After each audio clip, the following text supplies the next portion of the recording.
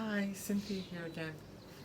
I wanted to um, touch base with you and share with you an insight in terms of how acceptance without understanding is lived in a daily part of my life.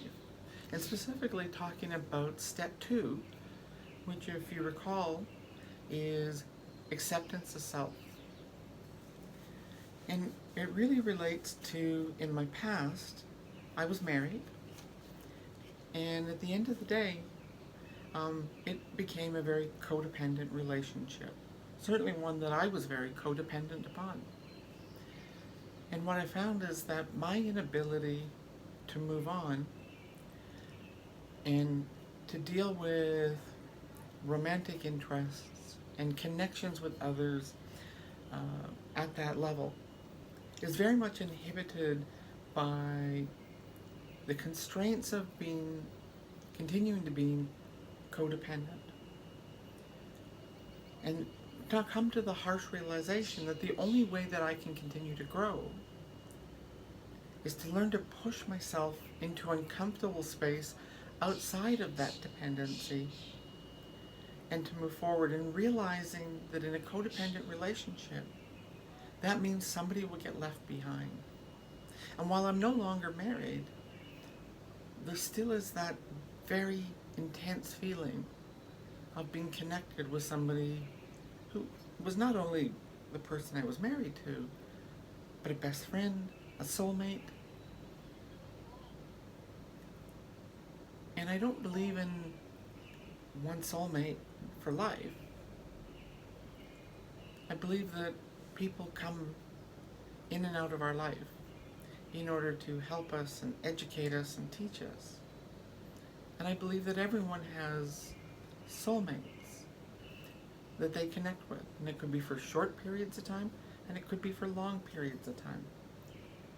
But in doing so, it really is a way for us to understand that that connection, regardless of the amount of time, is a very intense, perhaps soulful level connection.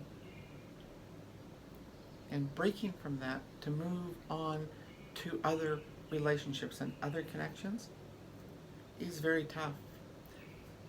And when we do our hard work on ourselves, on acceptance of self, coming to these realizations is the first step, and learning what to do about it is obviously the follow through from that knowledge. So,